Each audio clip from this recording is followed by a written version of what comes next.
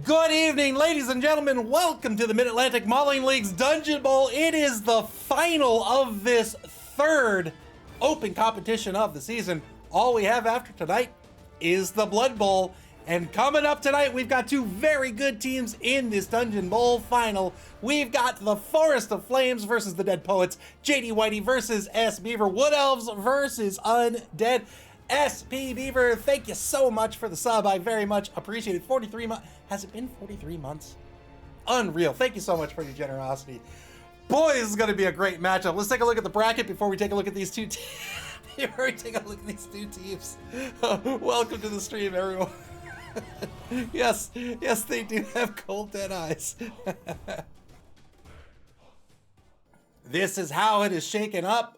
We've had dozens of teams boiled down to these two here in this Dungeon Bowl. The Forest of Flames and Citadel Park faced off in the semifinals, with the Forest of Flames advancing here to the finals. Kind Peacocks versus the Dead Poets in the semifinals. The Dead Poets won that one. They're here in the finals as well. Forest of Flames, a Wood Elf team. The Dead Poets, an Undead team. Citadel Park was a Lizard team. Kind Peacocks was an Imperial Nobility team coached by a kind sir. All four coaches had a fantastic showing in this Dungeon Bowl.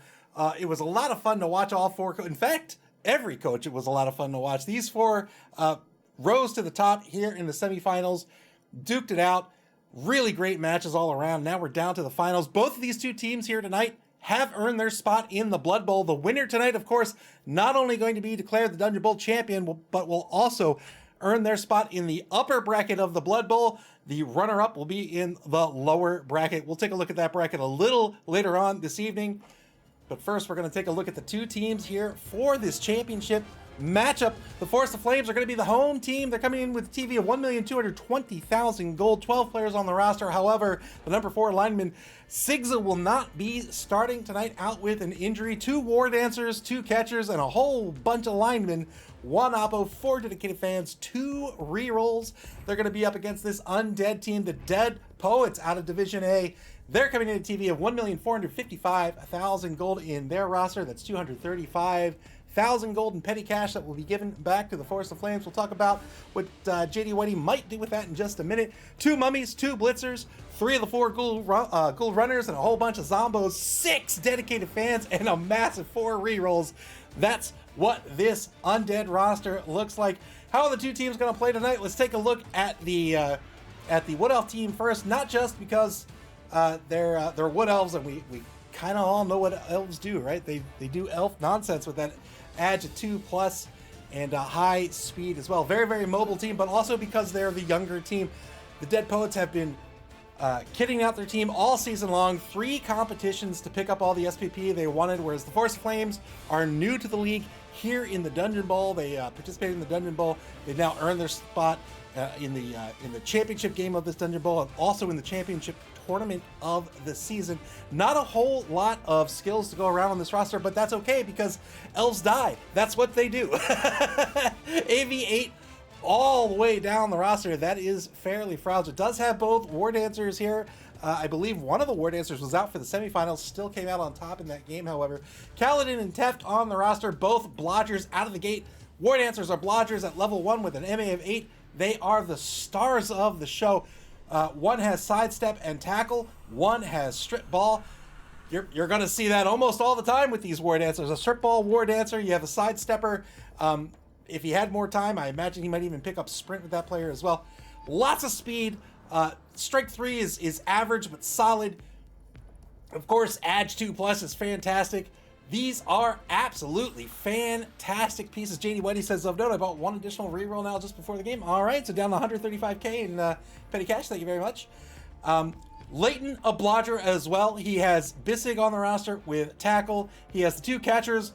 One's a blodger, one has sidestep, and of course he has Drehy, the kicker. That kicker is going to be a huge advantage for the Forest of Flames in this roster. Kick basically reduces the deviation on the kick from a D6 to a D6 divided by 2 rounded down. That means it's going to be usually 1 or 2 spaces, and only on a 6 will it be 3 spaces of deviation. That means you can put that ball where you want it to be, and when you have such an agility and speed advantage, that means if you need to get the ball back, you can do the onside kick reliably, or if you're in the lead, you can kick that ball deep, way down pitch, and just try to run the clock out that way. This is a great piece for the Forest of Flames. All the other players, even these linemen with no skills, Edge 2+ is really good. MA7's really good. This is a great roster right out of the gate. He was down to just 2 rerolls, picked up that crucial 3rd one before this matchup. That's where he wants to be with those rerolls. Solid roster, fantastic coach. We'll see if he can come out on top tonight. He's going to be up against the Undead team. The Undead team is going to have to be the bashy team in this matchup. They can absolutely do it with these 2 mummies. They have Mighty Blow and Guard and Block. That's a fantastic combination. You pair those 2 mummies up, and now you've got MA6 players with Mighty Blow. These are absolutely fantastic pieces. They also have no nega traits. This is such a good big guy. I think one of the best in the game. They no nega traits. They come with Mighty Blow. You put Guard on them, you put Block on them, and now they're reliable MA6 Mighty Blow players. This is a way he can get the player advantage early in this game. He has the 2 white blitzers as well. Of course, being blitzers, they have the block skill. Both have tackle. One has Guard. 3 players with Guard. That's nothing to sneeze at. That's assists that he's going to be getting with all 3 of those players. He has the 3 ghoul runners. He can field 4. He only has 3. He does not have a Fowler, which is unfortunate because when he's going to knock down that War Dancer, he's probably going to be really thinking about taking the foul, and he doesn't have a lot of players with speed to do it. If he's going to take the foul, he wants to take it on one of these 2, well, one of the 4 linemen, but really one of the 2 linemen here, number 14 or number 15, that don't have the skills, but they only have an MA of 4, so unless he gets really clever or he has some foresight, he's not going to be able to position these linemen to take the foul that he wants, and when he knocks down that War Dancer, he absolutely wants to get him off the pitch, and that means he might be risking a ghoul runner to do it. 2 of the ghoul runners have Blodge, 1 has Sure Hands, he has a zombie lineman who's a kicker as well. Again, kicker, a great skill against an opponent with a disparity in speed. So he's up against the fast team, so now he can decide, you know what, maybe I'm ahead, maybe I want to kick that ball deep, or I want to, kick it shallow and tie him up right out of the gate. That's an option he has with the kicker as well. He needs to leverage all this block. He needs to leverage Mighty Blow. He needs to leverage Guard to get that player advantage. If he can do that, he comes out on top tonight, no problem. The Elves, though, they will score whenever they want to do. They could be down 3 players, 4 players, maybe even 5 players. And on offense, they can score no problem. On defense, that's where the problem's going to start creeping up with this Wood Elf team. If they start to lose players, their defense becomes less and less effective. If they start this game on defense, that'll give them the maximum defense they can field against this Undead team that has more block, more Guard, more Mighty Blow. If he starts on offense, that's fine, but now the Dead Poets need to start thinking about winning 2-1. And that means if they start on defense to start the game, that is, the Dead Poets start on defense, now they got to start thinking about the 2-1 grind, and maybe instead of going after the ball, they're just focusing on players. They're going to try to take out these players, try to get that player advantage, try to force that score early, and then they hold on to the ball for the rest of the game. They win 2-1. This is a championship game. That means there is no draw. If the game is tied at the end of 16 turns, that means we're going to overtime. That rerolls do not come back. Of course, your casualties do not come back at all. This is something the players are going to have to think about. And also, their bonus time does not come back either. So 7 minutes, 30 seconds on the clock for the entire duration of the game. If they go into turn 16, at the end of turn 16, if it's a draw and they're down to 10 seconds on the bonus clock, that's all they have for the rest of overtime. Overtime is not sudden death. Overtime plays out another 8 turns, and whoever comes out on top at the end is the winner. The Dead Poets now to pick up their inducements as they are the, what's the opposite of an underdog? An overdog? They're the favorite team to win. They have 330K in their treasury. Probably going to spend none of this.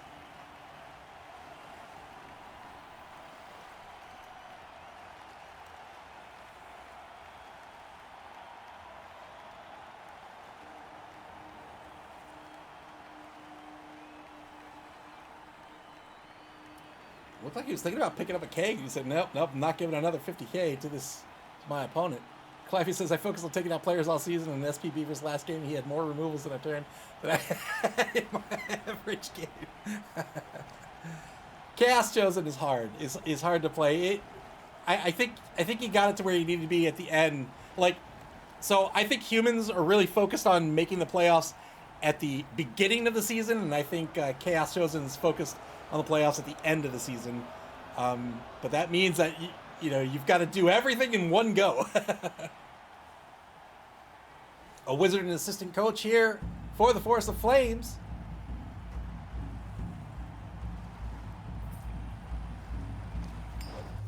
And there it is. That's going to be inducements for this Dungeonbowl Championship matchup. Here's the coin toss. Force of Flames won the toss. I would go on defense. We'll see what he's going to go on offense. Force of Flames wants to have the momentum going into this game, so they'll be on offense to start with.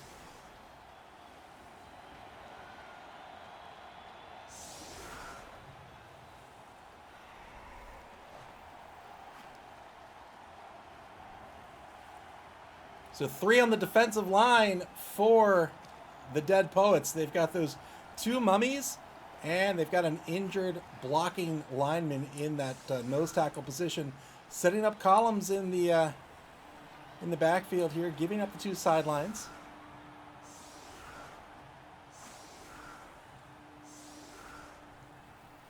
Levy says, man, I would spread out those mummies more to make sure you have someone who has to dodge. Yeah, these Wood Elves with an edge of 2+ means every positive dodge is a 2+.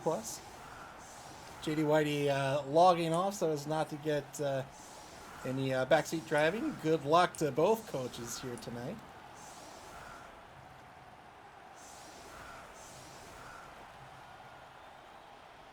Every positive dodge will be a 2+ dodge. Force of Flames, of course, are going to try to block their way out of being marked, and when that fails, or rather when that's not viable, then they can do the 2+ dodge away.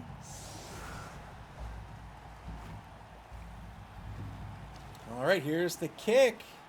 Dead Poets have the kicker positioned correctly, so they'll get a d6 divided by 2 on the deviation.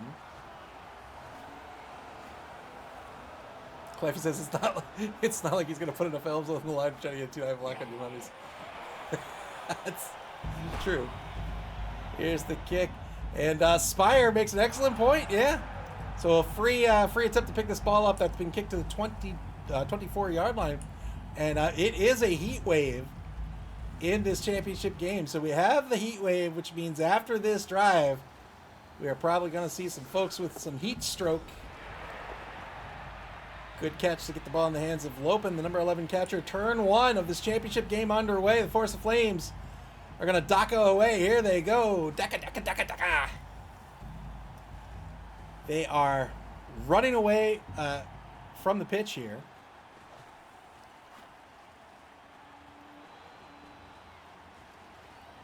So by moving this way, this is their tactic to try to stall. They're a fragile team with that AV of 8+ across the board. So they're going to go this way, but they have the speed advantage, which means it's going to take a couple of turns for the defense to start catching up. And this is the way they can stall without having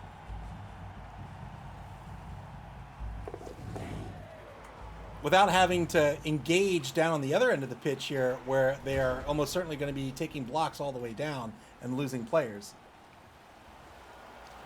Very, very easy turn 1 there for the Force of Flames. Now turn 1 for the Dead Poets. Here they come, marching down the pitch. These mummies only have an MA of 3. Hank the Ranger, welcome to the stream. Hank the Ranger says, let's go. I'm ready for the game to go to kicks. Because I'm a terrible person.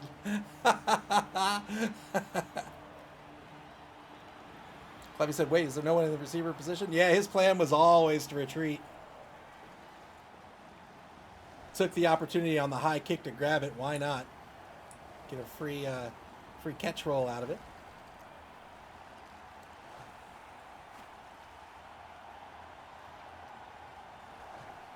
That'll be turn 1 for the Dead Poets. We're down to turn 2 now for the Force of Flames. Remember that Wizard is hidden somewhere in the stands with two spells at his disposal. Fireball or Zap. Fireball affects a 3x3 square on the pitch, rolling a 4+ on every single player, friend or foe, in that 3x3 square. On a 4+, they'll get knocked down. They'll have to make an armor break as normal. Zap only affects a single player, but you can turn them into a frog and then take a cleek to their face once they start hopping around the pitch. Of course, frogs have no hands, so they can't carry the ball either. And now a very simple turn 2.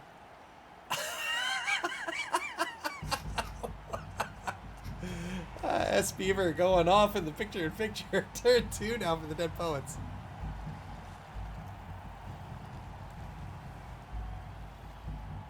There'll be one more turn here, turn 3 of stalling before we get an engagement in turn 4.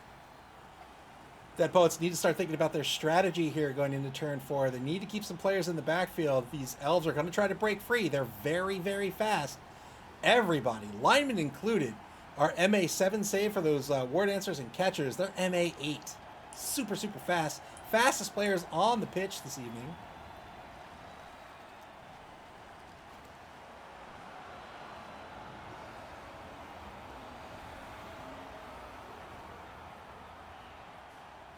Needs to be careful of getting pulled out of position as well. It can be very easy to over-engage these elves, and then they leap over you, they dash through you, and that's it. Just one tackle zone means that that it's a 2+ for these linemen. If they just have to get through or not even a tackle zone, but one space into a positive dodge is a 2+. We saw JD Whitey use that to his advantage last game. There was a gap where it was a single dodge, a 2+, and dodged, I believe, 4 or 5 players through the gap. 2-die blitz. First block of the game for the Forest of Flames. They get a push with Teft, the number 2 war dancer.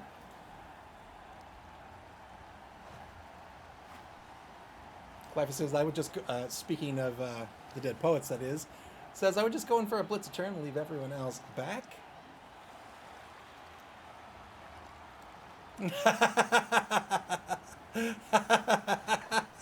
Spire says, I don't remember the undead coach's name, but from now on she's Karen, and she wants to talk to JD Whitey's manager.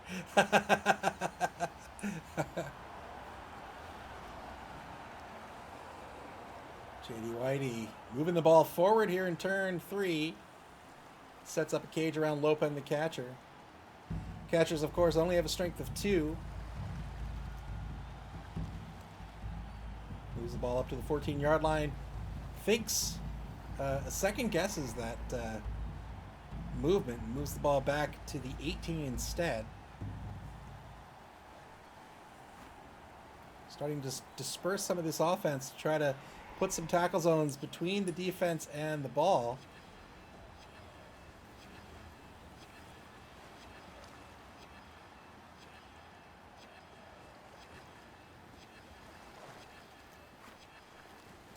Now the first use of bonus time in this game. Oh, look, they made the changes to the game where you get free cheerleaders. Check it out. Look at that, the skink cheerleaders. Turn 3 for the Dead Poets. Look at that! Look at that! Little squigs, that's great.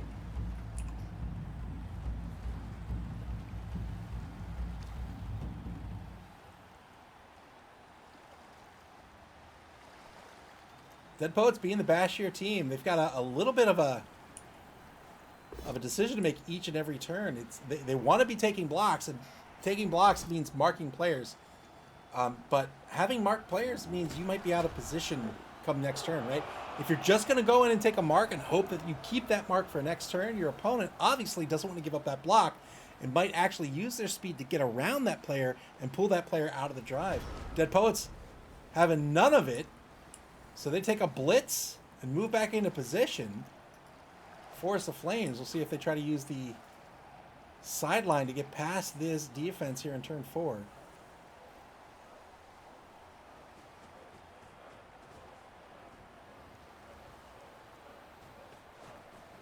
Blitz coming up in Winehouse at number 14. Rookie Zombie over in the right wide zone. Gets a knockdown here. 9+ breaks armor. He's got the armor break. Gets a stun.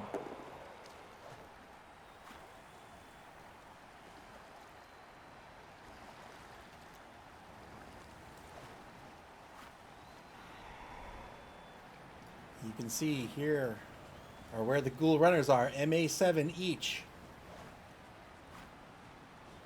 And so the Force of Flames are indeed going to use the sideline here after the knockdown. We're going to move some players down pitch. Looks like they may be setting up a cage on the opposing 2.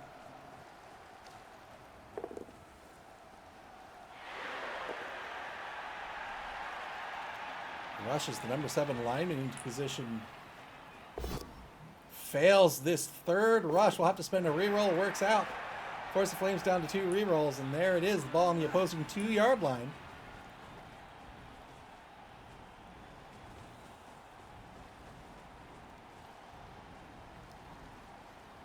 Nurgles Rot, welcome to the stream. 3 stream streak. Thank you very much.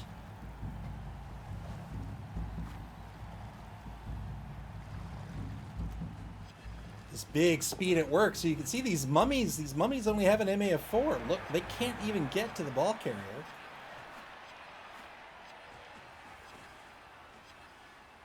Now the rest of this drive, it looks like it's going to come down to the Whites and the Ghoul Runners.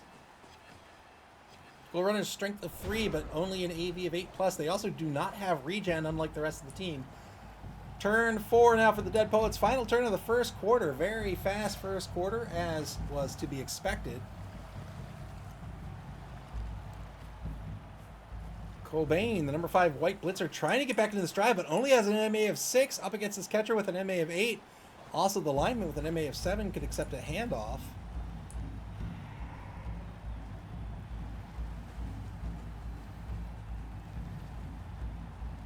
Fane, the injured Ghoul Runner, has a broken arm, but that's no problem. He's probably not passing the ball anyway. Going to try to get in front of this cage, as is Hendricks III, the rookie Ghoul Runner, number 9.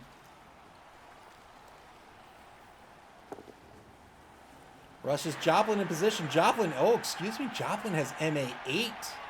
Picked up an extra point of movement.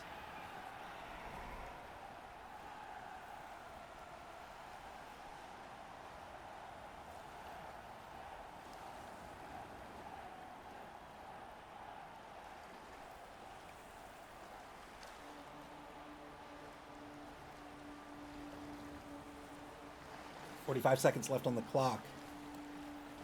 Dead Poets probably want to be marking with these zombies at this point. They're very, very slow. They're not going to be any use if they get left behind. Rush with the number 2 mummy, Ledden. And now the rush blitz with Harrison. Gets a both standing result or a push. He'll probably push and mark the ball carrier. He's going to use a reroll instead. Got the knockdown on Teft. 7+ breaks armor here with Mighty Blow, but doesn't get it. Only rolled a 6, but now gets a mark on Lopin, the catcher.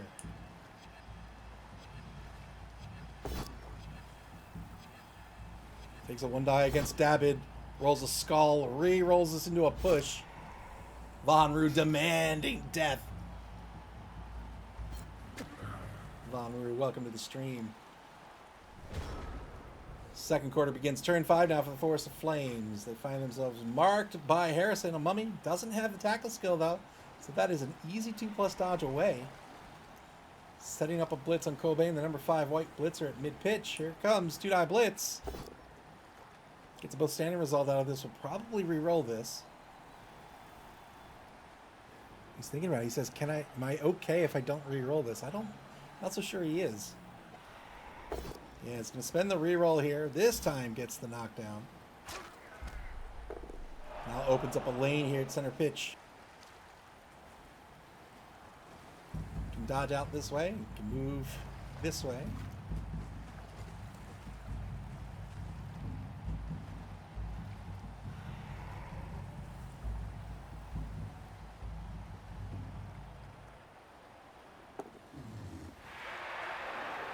Well done. Good 2+ dodge to get Lopin back into position here. Shifts laterally to the left at center pitch on the opposing 8-yard line now. Protected by Colleen the Irresistible and Leighton on the right side. 2-die block on Morrison, the number 4 White Blitzer. Way over on the right wide zone. Across the line of scrimmage. Gets a knockdown.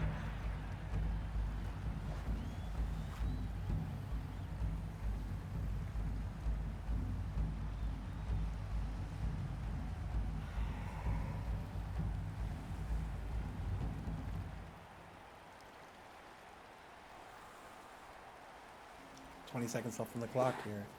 Force of Flames, good 2+ dodge away to cover the left side of the ball carrier now.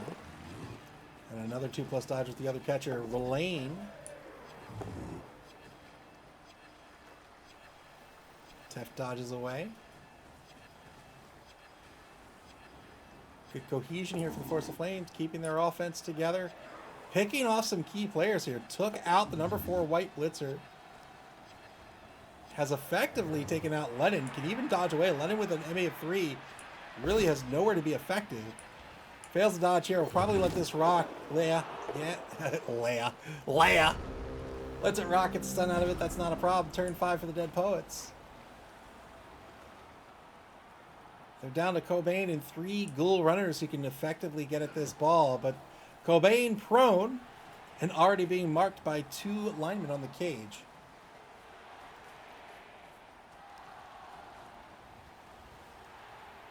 Lennon's going to move forward to Mark Drahe, the number 10 lineman.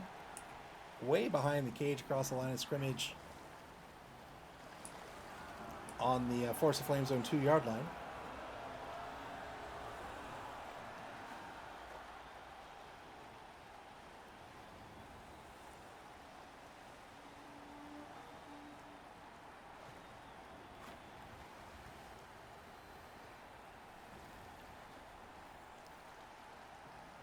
Dead Poets really thinking through this turn here.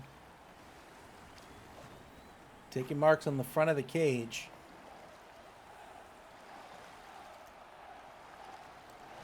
Might try to blitz with Thane and then leave Thane in the secondary.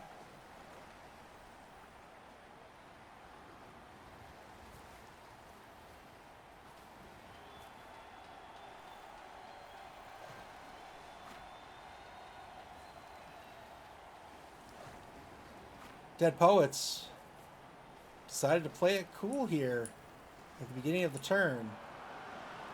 This meant that they really were playing to stop the score here. And it's always tough to stop the score with an elf team, especially a wood elf team. Here comes that blitz. 2-die blitz against Nadam. Gets the POW out of this.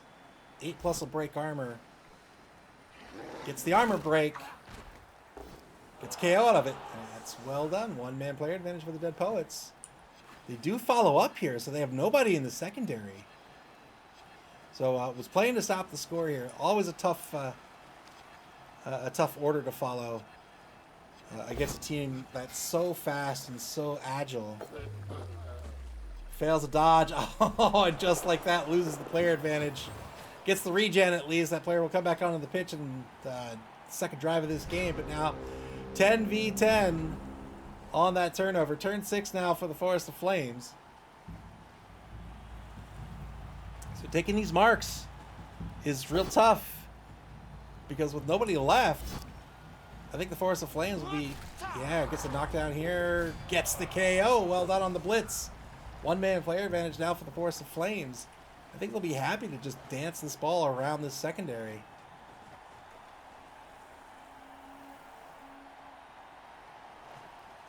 Ball almost certainly going to end up in the left wide zone at the end of this turn.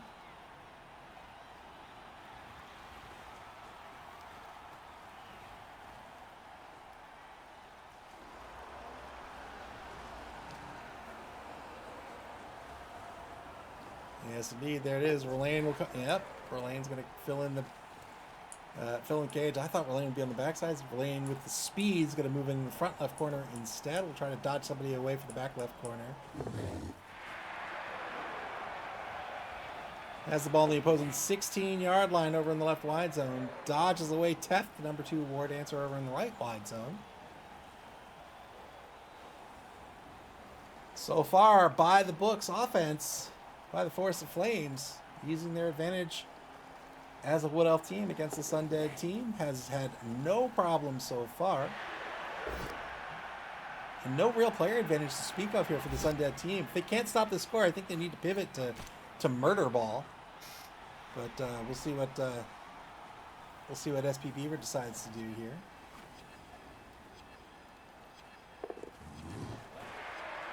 Type 4-point cage now finalized over in the left wide zone. 1 die block against Winehouse gets the foul here. Blocks are generally favored in the game of Blood Bowl. What we mean by that is blocks are generally fairly safe. A lot of game design focuses on this balance between attacking and defending how much do I want to favor one versus the other? And Blood Bowl very much favors attacking. If you think about a 3-die block or 3-die uphill block, 3-die uphill block, you don't have the block skill, right? That seems like the worst roll in the whole game, right? Like you don't want to take a 3-die uphill block. But really, that's kind of equivalent to a 5+ die roll, right? So when you put it in terms of a D6, you say, oh, okay, well, that's not great, but it's not as bad as I thought. And that holds true for all the die rolls for all the block die rolls. So blocks very significantly favored in this game, meaning that the aggressor tends to get favored, which means in turn that strategies tend to form around trying to get that player advantage, trying to get the block dice, trying to start removing players from the pitch. The Dead Poets have an advantage in that regard. They've got the skills to make those die rolls even better, and they're up against a very fragile team, which makes the removals even more likely.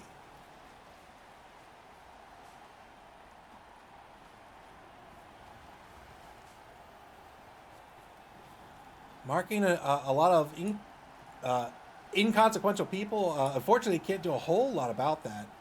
Being left almost entirely behind here by this very fast Wood Elf team. Bad Dog demands death. Welcome to the stream. 3+ dodge onto the blitz. 2-die blitz gets a pow, gets Pete, the number 6 Wood Elf lineman. 8+ breaks armor. Is he going to follow up? Gonna stay put. Wants to reposition. Gets the armor break.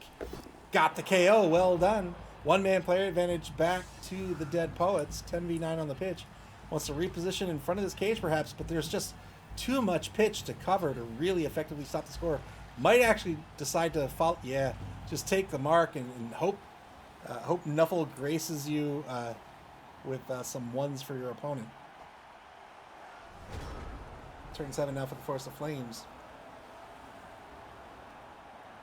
Still have their wizard, and that will be a very real threat in this second drive of the game. Or really in the second half of the game.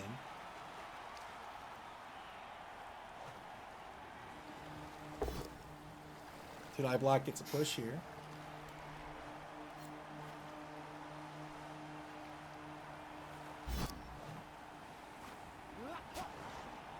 S. Beaver, being the defensive team, is hoping that these sweltering heat rolls will not be with good players in the second drive, since he'll be the turn 8 player. Really wants those players to be left for the second half of the game. So hoping none of these war dancers or catchers get knocked out with a heat stroke here in the second drive of the first half.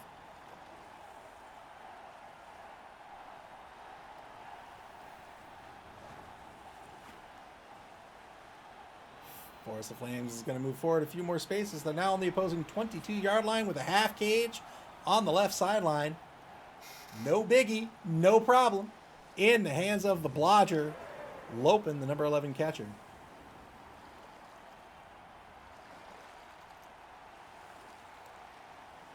Poor Bissig. He's been left all alone. Failed 2+ dodge here. Probably leaves us alone with Teth, unless he thinks he needs Teth for turn 8. Yeah, leaves it alone. Keeps that extra reroll just in case. Turn 7 for the Dead Poets. Spire says, Hero Surf. Let's go. Let's see it. Let's see it. Let's do it. S. Beaver, it's a championship. Let's do it. You can't be scared. 3-die block, trying to get some player advantage here, but doesn't break armor on the number 10 lineman.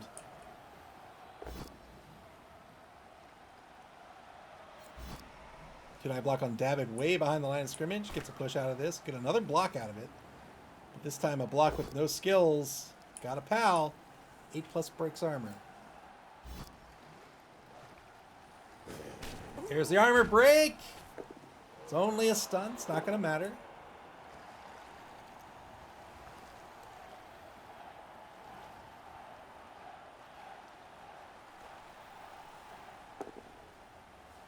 Oh, my goodness.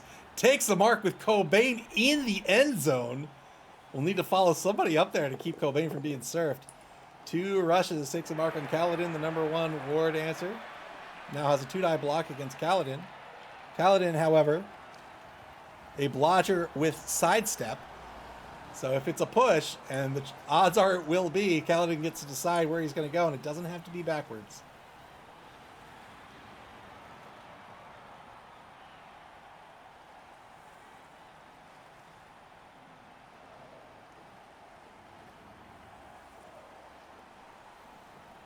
Declaring the blitz. Is he going to go for the ball carrier?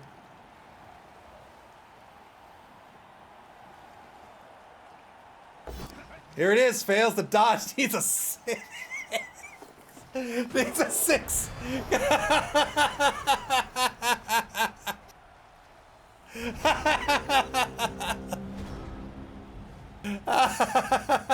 Hank the Ranger graciously lowered the GFI or the rush failure rate from 900% to 99. Needed a 6 on the dodge here. Is going to surf Cobain. 2 removals.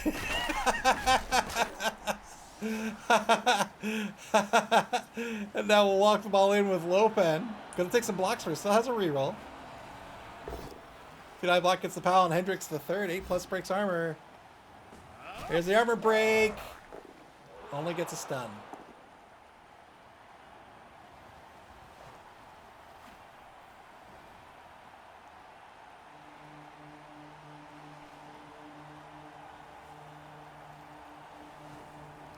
Moves at odd angle. He could have gone from the square above to not go to the tackle and get the free dodge reroll. Yes, indeed.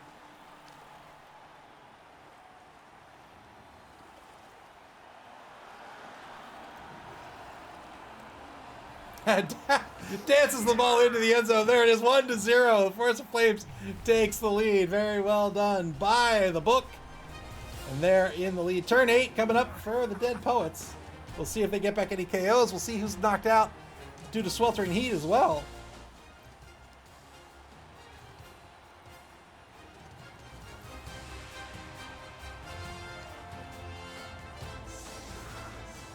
So 3 players on each side.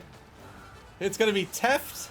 So the Dead Poets don't like that because Teft's going to be guaranteed to come back in the second drive, and nothing, nothing but zombie linemen for the Dead Poets. So they don't like that either.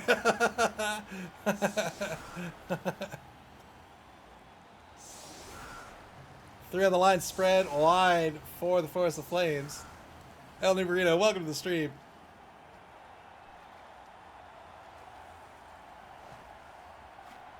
JD Whitey says, coming back just to say it's insane that all 5 KOs came back.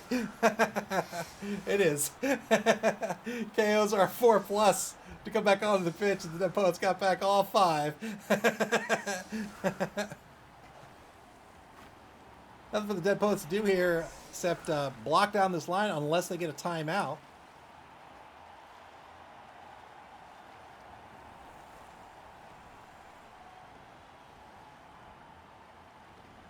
Force of Flames can put this ball wherever they like. And it's going to be deep. Quick snap here for... Quick snap. He's going to have no real bearing here. El Numerino, thank you very much for the sub. I appreciate it. Thank you very, very much for your generosity. And once again, welcome to the stream, sir. 3-die block on the line here. Gets a knockdown against Nadam. Wow, those dice are freaking out.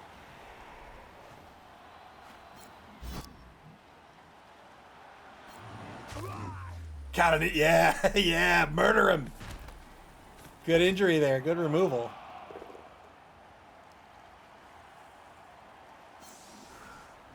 One-man player advantage currently for the Dead Poets. 2 more removals. They'd love it. Definitely going to take a block with Lennon with Mighty Blow.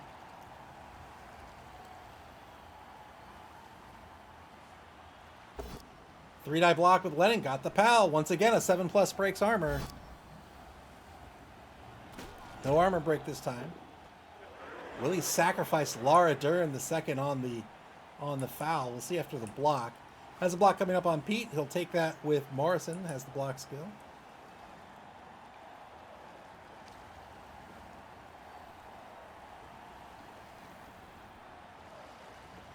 Both teams, of course, trying to vie for this championship game here and to become the new Dungeon Bowl champion. But they also have to think about the Blood Bowl. Got to keep their team healthy for the Blood Bowl. The Blood Bowl, a big bracket this season.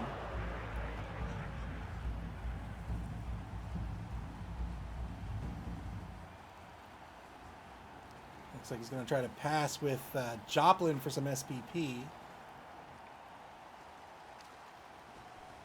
Going to go for the SPP pass first. Good pickup.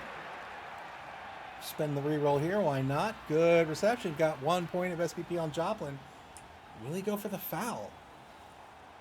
No foul, and that'll be the half. 1-0. The Force of Flames in the lead. The Dead Poets will be on offense to start the second half. Looks like just... Oh, no! There it is! That's exactly what he was afraid of. And with just the zombies out in the last drive, this new drive means that a very important player is out with heat stroke. That's going to be Harrison, the #1 mummy. Big loss here for the Dead Poets. Tizzle Bizzle graciously lowering the rush failure rate from 900% to a paltry, a simple, a baby game, really, 99%.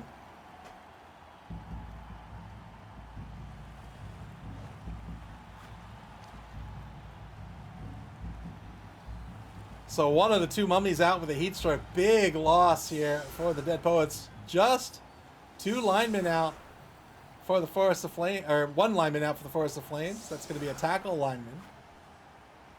So they'll be down 2 players in total, but a 1-man player advantage for the Dead Poets. 3 rerolls for JD Whitey, 4 for the Dead Poets for the rest of this game. 1-0 the score with the Wood Elf team in the lead. With this offset anchor formation, 3 on the line, split to the left, the rest of the formation to the right. They've got Tef, the #2 war dancer, in that middle linebacker position with Kaladin, the #1 war dancer, the we'll call that the right cornerback.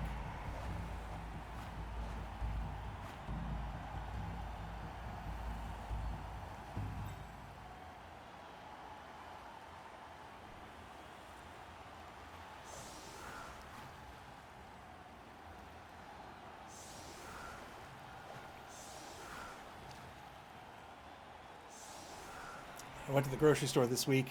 Last week. My local grocery store is called Wegmans. And right as I was about to go to the checkout line, I discovered they have dark chocolate pecans. And they are delicious. They are great. I have them right here. I am not a man that should be eating dark chocolate pecans, but here I am.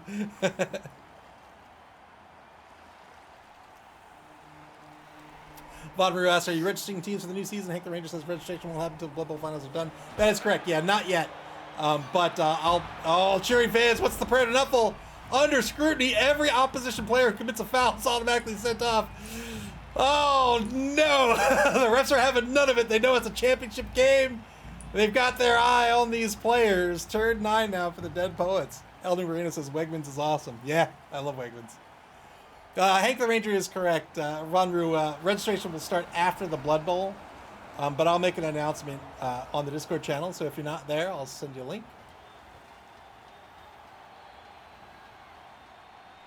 Although I'm pretty sure you are, but if not, there you go. And you can hang out there, and in the Blood Bowl channel, I'll make an announcement. I'll also make an announcement in like the official announcement channel. But I also tend to say in the Blood Bowl channel, like, hey, registration started. But if you want, I'll even put you on my reminder list, and I'll send you a DM when it starts up. So you'll have no doubt that registration has begun.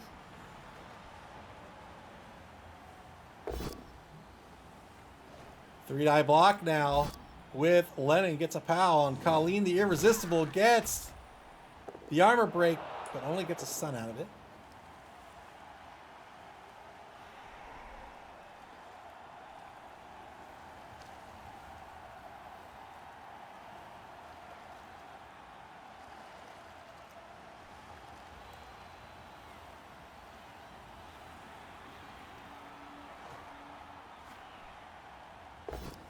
Blitzing Drehy gets double skulls out of this. Oh, it's going to spend a reroll.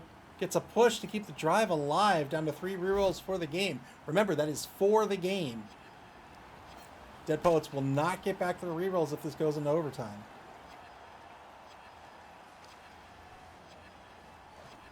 Yeah, no problem, Von Real. I've got you on my list, so I'll send you a DM too when it starts up, and I'll let you know when registration starts. To anybody that's new to the league, welcome, first of all. Thanks for hanging out with us here in this championship matchup. I appreciate it. The way our season is structured, we have 3 open competitions this season and 1 invitational. The invitational is the Blood Bowl, our championship tournament that's going to be starting just a week or 2 after tonight's game. The 3 open competitions are open to anyone who wishes to play, whether you've played Blood Bowl for decades or whether you've never played Blood Bowl at all. You do not have to participate in all 3 open competitions. You sign up for 1 at a time, and our season is structured in such a way that you don't even have to participate in all 3 to have a real shot at the championship. We've structured it in such a way that we want to give everyone a fair shake, whether they're new, whether they're veterans, and also keep in mind that people have different different amounts of time that they have available to play things like Blood Bowl. So I think we have a unique and fun season structure. And our championship game's going to start up, or our championship tournament's going to start up just a couple of weeks after this. And we got a big one this year. Yeah, we've got a number of teams. Let's see, how many teams do we have?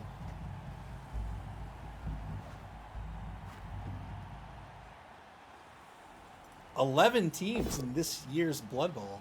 Double skulls for the Forest of Flames. They've got to really think about whether they want to spend this reroll or not. Yeah, they, unlike the Dead Poets wanted to keep that drive alive, but JD Whitey says, not worth it. I'm going to keep my 3 rerolls. Turn 10 now for the Dead Poets. Dead Poets, they have the ball on their, let's see, what is that? That is 10, 12, 14, on their own 16-yard line. Here's the problem, though. They can't go for the tight cage. They're a strictly running team. Doesn't mean they can't pass, but it means they probably won't. And that, in turn, means that they want to cage up, especially against this really fast team with a couple of blitzers. I'm counting the War Dancers as blitzers as well, since they start with block, and they're very fast. And one, in fact, has strip ball. The problem with the tight cage, though, is the Wizard. The Wizard is on deck. The Wizard is a problem. If you give JD Whitey 5, 6, maybe even 4 players as a target, we'll absolutely take it and try to take those players out, especially if we're talking about these ghoul runners.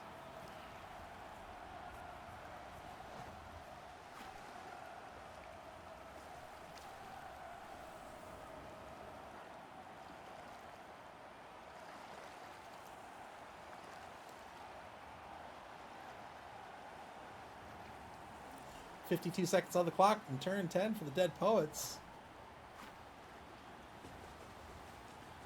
They've got to get on the ball. Wow, they move forward a whole lot. Oh my word, this scares me.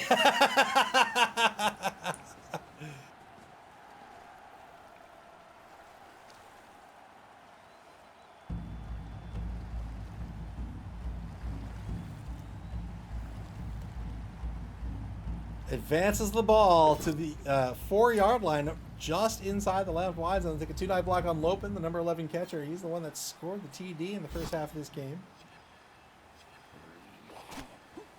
Spire says he may just frog the ghoul this turn. We'll see. We'll see what happens.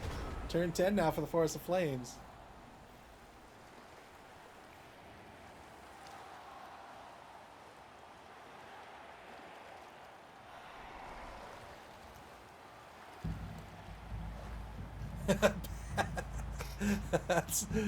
I don't know why I find that running emote so funny, man.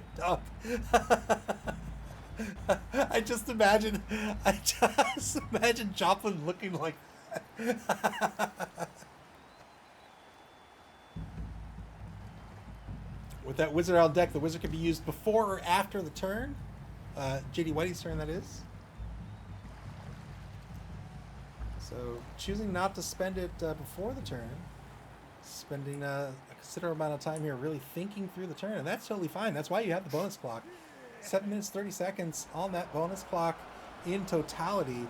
So if 2 minutes is not enough, you have a real crucial turn. You can take your time, you can think it through, and figure out the actions and the action order you need to be successful, especially in this version of the rules where you can spend multiple team rerolls in a turn. You can only spend one team reroll per die pool, but it used to be that you could only spend one team reroll per turn. Now you can spend multiples per turn. So you can really make some real big plays in this version of the rules. Forest of Flames setting up their secondary there. They're going to move back Lopin, the catcher, number 9, lineman, and the other catcher, Verlaine, as well, back into the secondary. 2-die blitz with Teft. Breaks armor. Gets a stun on the kicker, Johnson, the level 3 zombie.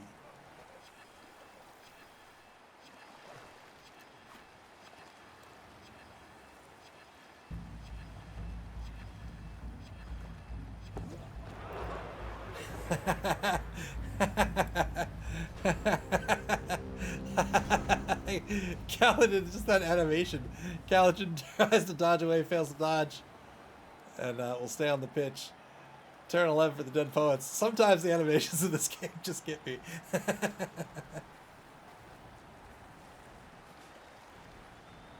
Moving in Cobain, the White Blitzer, really wants to keep these mobile players together, in my opinion, because that's the team that's going to be able to move with the ball carrier, right? You need that speed together with that ball carrier. These slow zombies, they're great if they can move down pitch with you, but they're not going to be able to shift laterally the way your ghouls, the way your whites can.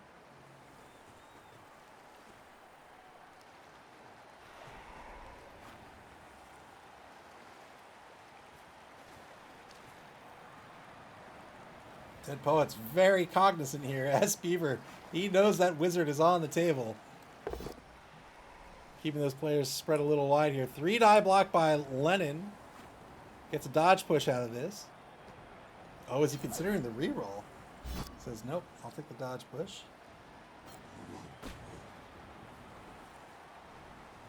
I have been playing so much Metaphor Re-Fantasio. It is absolutely fantastic. If you love the Persona series, if you love Tokyo Mirage Sessions or Persona 3, 4, or 5, I wholly recommend it. It is I have very big air quotes here. It is just, quote unquote, another Persona game, but it's really good.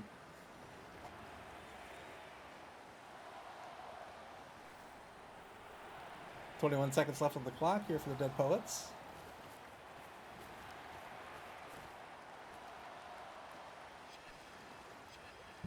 Had a lot of really good games come out in the last week or two. Space Marine 2, absolutely fantastic. Metaphor Re-Fantasio came out. That's really, really good. There's a game I've been playing a lot of called U-Boat. It's a submarine simulator. That's really good. I've been playing that too.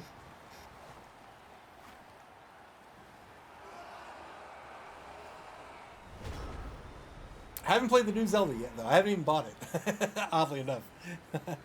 Turn 11 now for the Forest of Flames. Did you ever play 688 in Attack Sub? I played so much of that game, man. I played the Jane's games so much when I was younger. And before that, the Microsoft games as well. I played Silent Service a whole bunch. 2-die Blitz gets a knockdown with Teft. Teft's going to reposition to get in front of the ball carrier. Yeah, I played 688 a bunch. Played Silent Service 2. Played, what was the... I'm going to call it quote-unquote modern, but it's been like a decade at this point. There was another sub-game. Can't remember what it was called. There was like 4 of them. I played those. Do you think he still represents Soto Arvides for a while? Hector just says I'm holding out for Peggle 3. Very similar to Submarine Simulator. Not a lot of action here by the Wood Elf team. They're just continuing to consolidate their defense. You can see JD Whitey doing a real good job of keeping the formation together. The offense decided to move here into the left wide zone, so the defense said, fine, I will set up my defense and start applying pressure and controlling the pitch, cutting you off from the rest of the pitch so that I can start to make some blocks and start to whittle away to chip out your cage.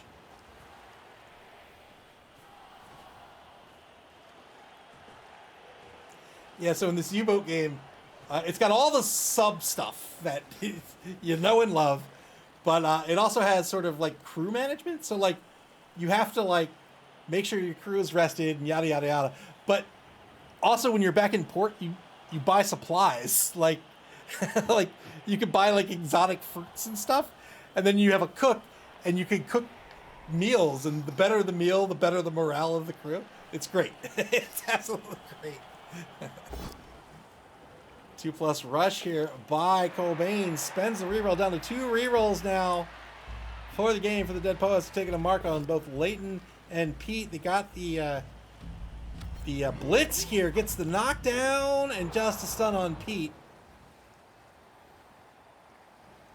No movement by the ball carrier. The ball's going to stay on the opposing 2-yard line in that left wide zone.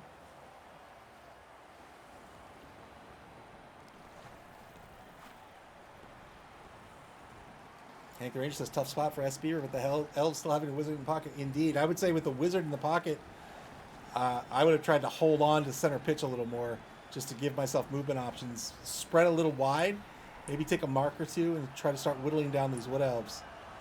Always tough to do, of course, against such a fast team. But by going into the wide zone early, it really just cuts off your options, in my opinion.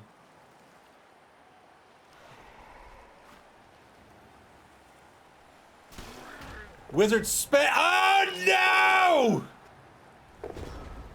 Huge wizard play here. Gets 1 knockdown. And it's the ball carrier on the removal. Spends the wizard here in turn 12.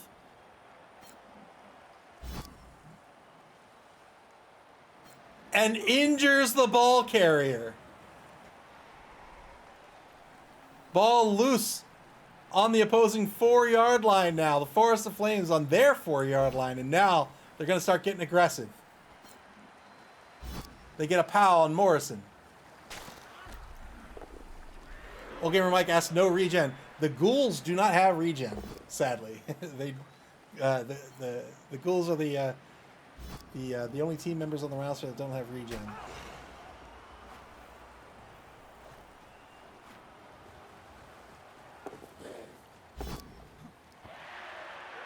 Failed the 2+ pickup, spends the reroll.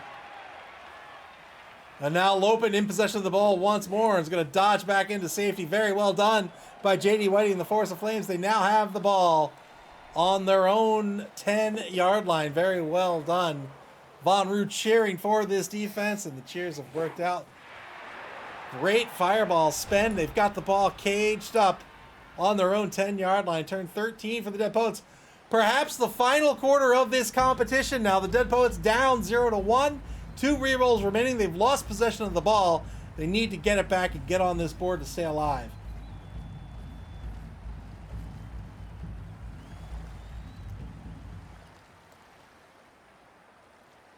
Hank the Ranger says, I kind of did the announcer curse thing. Or got you to do it at least.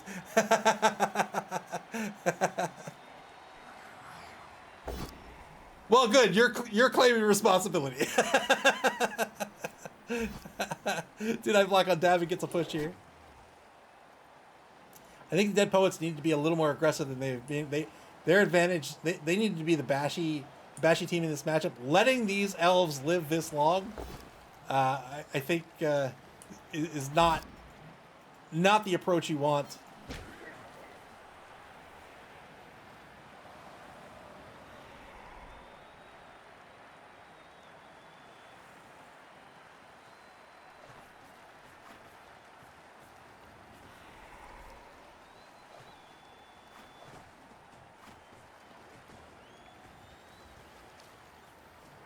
Blitz with the mummy. Rush, blitz, 2-die blitz. Gets a push out of this. Spends the reroll. Oh, boy. Spends the reroll into both standing result.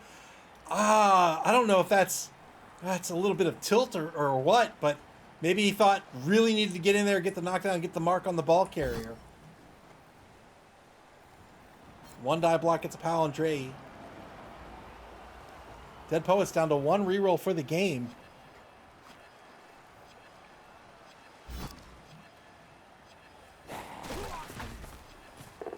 Breaks armor, only gets a stun out of it. Turn 13 for the Force of Flames. 4 turns to get on the board. Left wide zone fairly well defended, but the right side of the pitch very well controlled by the Force of Flames. There are a few opposing players in the way, but yeah, Johnson can get blocked down. That gives free lateral movement here for this offensive contingent.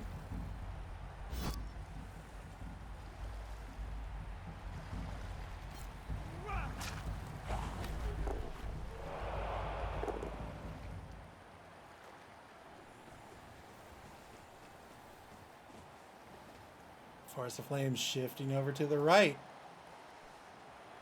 So you can see they took advantage of controlling the pitch here when the Dead Poets locked themselves in the right wide zone, and now they're leveraging their pitch control to move these players over to the right. 2-die blitz on Hendricks. The third gets a push out of this. Might re-roll this. Yeah, gonna re-roll this to get the knockdown. Well done. He even breaks armor. That's a great armor break. Gets stunned. That's going to keep Hendricks III from being a problem. Very, very good armor pick here for the Forest of Flames.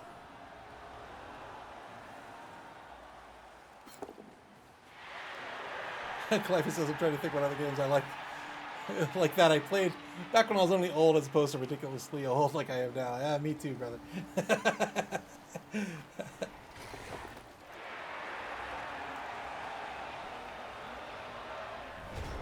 Turn 14 for the Dead Poets. They've got their work cut out for them at this point.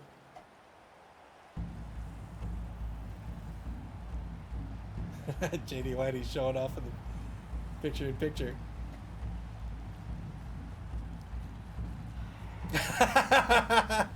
S. Beaver lamenting his position in the finals.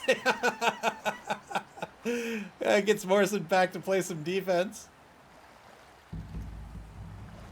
Yeah, I played a ton of simulators when I was a kid. There was actually one I really liked when I was young, like 10, maybe younger. It was a game called F-14 Tomcat by Activision, and I loved it because unlike my other simulators, it looked great, but B, it kind of focused on kind of the game aspect as opposed to like just trying to be a solid simulator like Falcon or something.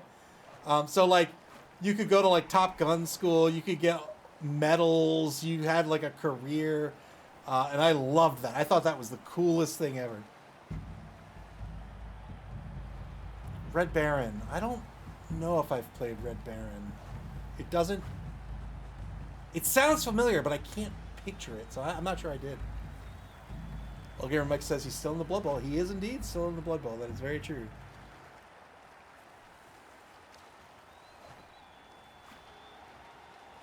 Pulls back Thane, the injured Ghoul Runner, back into the secondary as well. Running players, it looks like, I'm not sure. I guess he's got Cobain back as the scoring threat in case he can get this ball back. Gets the knock on Kaladin. Can he get the removal? He can! Good injury!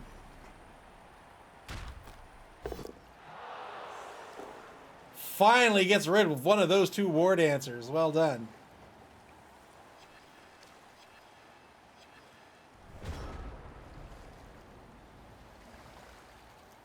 Good removal.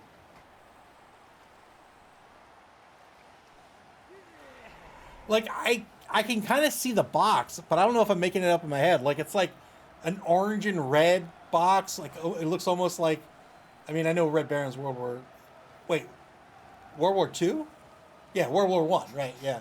But the box kind of looks like the old Japanese war flag, but instead of white and red, it's like orange and red or something, I think. But I can't picture the game. Like, when I think World War I flying game, it's not really a simulator, but I think of the CinemaWare, what was it called? Wings. Advances the ball, forward, down, pitch. Ball carrier now on the 16-yard line in the right wide zone. Thane and Morrison, the only threatening players.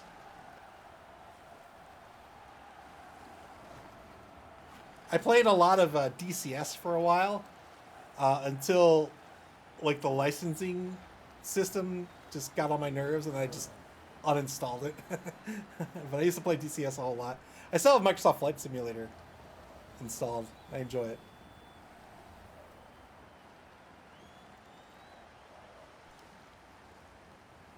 Dead Poets repositioning Cobain over to the right here.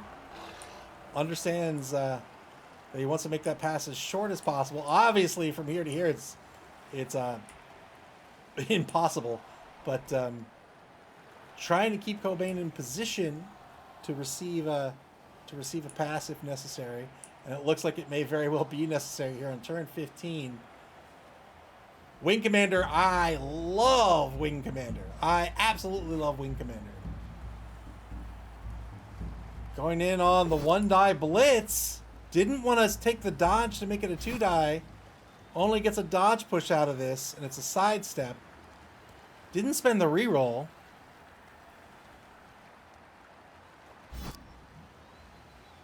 So wanted to take the 1-die here because he wanted to have Feign available to recover the ball.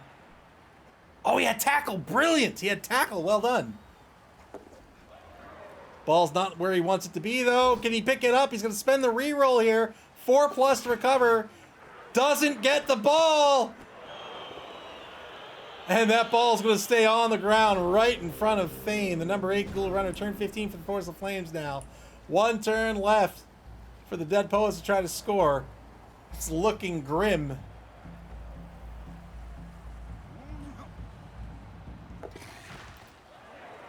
Clypheus, why do you gotta call it a third of a century? Why you gotta call us out? Gets a pal on Feign. Well done. Feign, the only real risk for this ball. Morrison, still on his feet. But Lopen probably going to 2+ dodge away to try to score. There it is. Well done. 2-0. The score. The Force of Flames all but putting this game away.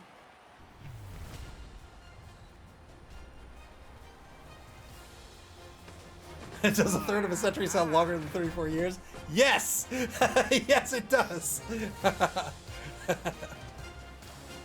Hi, this is my grandmother. She's 4/5 of a century old. She's 20% shy of a century. Final third of this ball game, unless there's a timeout, there's not a whole lot, unfortunately, that the Dead Poets can do here, but we'll see if they can get on the board in turn 16.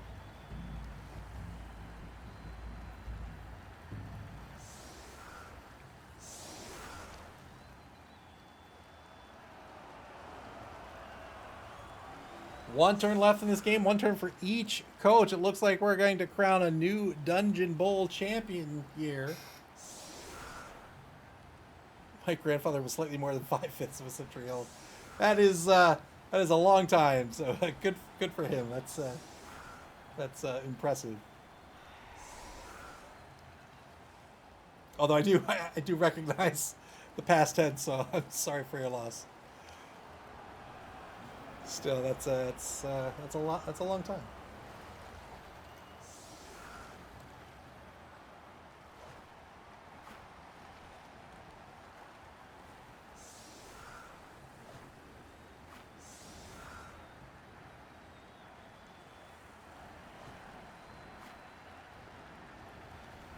Everybody on the line except for Johnson, the number 12 lineman, giving up on the timeout. It looks like.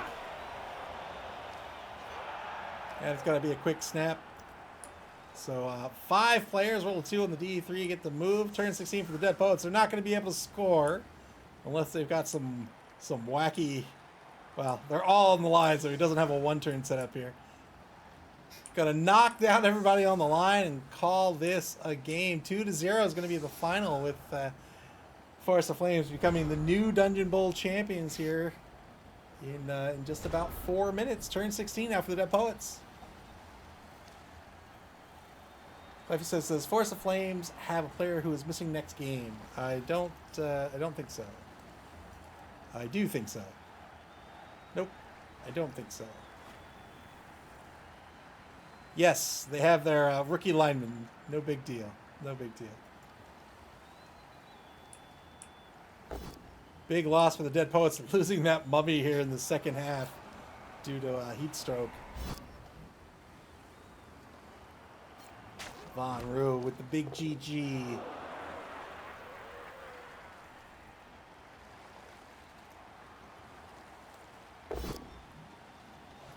Three-die block. Might as well for the first. Oh, just use it for the first time in this game. Gets the injury though. Got the 2 SPP, so well done. Got 2 more SPP on Lennon. There's your second MNG there, Cleffius. There's 2.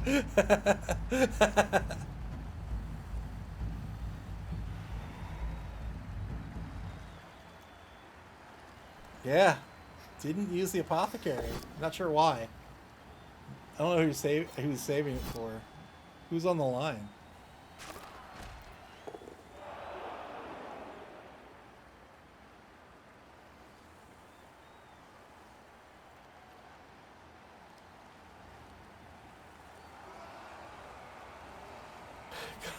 Gotta try. He's got to be careful leaving his ghouls out here. He could be the subject of a blitz from Teft or someone. But he's going in on the assist. Or going in for the foul. He has 6 players on the foul, so that's a -6 to the AV. Gets called off the pitch. Only got a stun out of it, so didn't get anything off of it.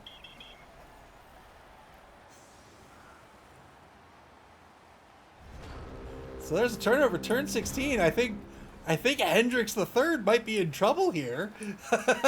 We'll see if that foul attempt comes back to bite the Dead Poets or not. It looks like it may. Here we go. Here's the blitz. 2-9 blitz, double skulls. Ain't gonna cut it. Is Teft gonna eat this? Come on, Teft. I believe in you. Stay strong, buddy. An 8+ breaks armor on the War Dancer. Oh no! Oh, you know what? That's why you saved the Oppo. That's right. That's right.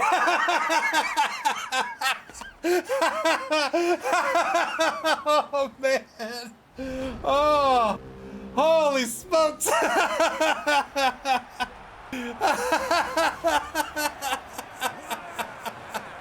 Oh man!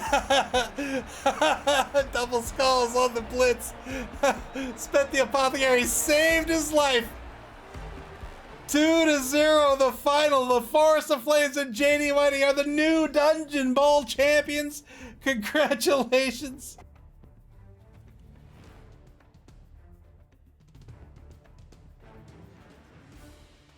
Man, oh man, there it is. That is how the Dungeon Bowl has shaken out. 21 teams has boiled down to this. The Forest of Flames, the Dungeon Bowl champions. They will be advancing to the Blood Bowl in the upper bracket. We'll take a look at that bracket now. Congratulations once again to JD Whitey and their team. Absolutely flawless play in this matchup. It was a lot of fun to watch. Congratulations to the Dead Poets as well. They also will be advancing to the Blood Bowl. They'll be in the lower bracket instead. Had a real good run this competition. Had an excellent season. Had one of, if not the most difficult divisions to play in, and still came out here as the runner-up in the Dungeon Bowl. So I think SP Beavers should be very proud of their play. Both coaches really put on a good show. Let's take a look at this Blood Bowl bracket. Let's see if my code actually works before we leave.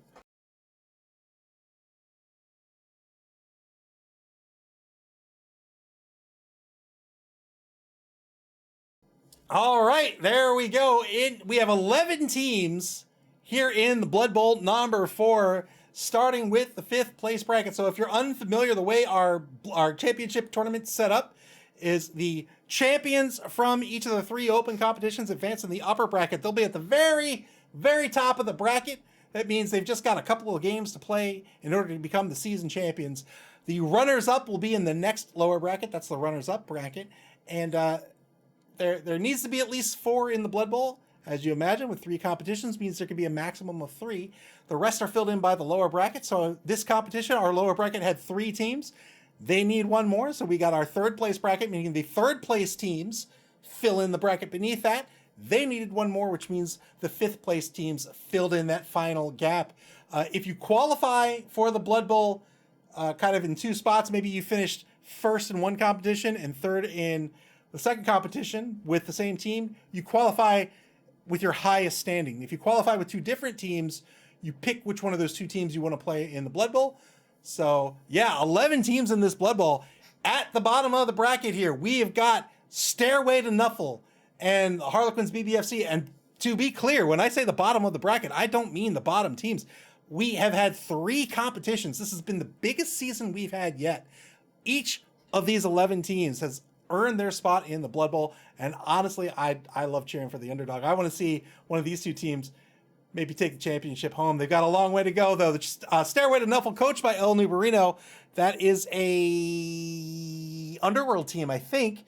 And then the Harlequins BBFC, coached by BB Nutt. That is an Underworld team. They will duke it out in the 5th place bracket, the winner of which will advance to the 3rd place bracket. And in that 3rd place bracket, we have Richard Cranium's I Want to Be Like Doug. That is a Dwarven team with a Death Roller. They'll be taking, well, actually, this will be randomly seeded, but I should be clear. This isn't the actual pairings necessarily. But Eric will be making a comeback with Alphitus Australis. Alphitus Australis, also a Wood Elf team, I believe. The Kind Peacocks, coached by a kind Sir Imperial Nobility in the 3rd place bracket. The Bad Dog says it's starting to feel like basketball playoffs. Hey.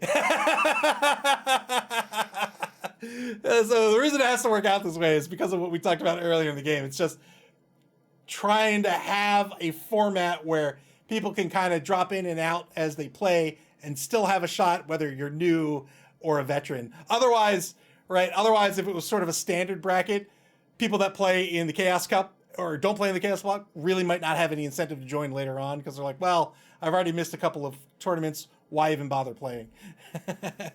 But anyway, so Alphitus Australis, coached by Eric. That's a Wood Elf team. Kind Peacocks, coached by a Kind Sir. That's an Imperial Nobility team. Those teams will duke it out to advance to the runners-up bracket. In the runners-up bracket, we have Chimes Nevagana. That is an Orc team. And the Real American Heroes, coached by Dead Fred. That's a Dark Elf team.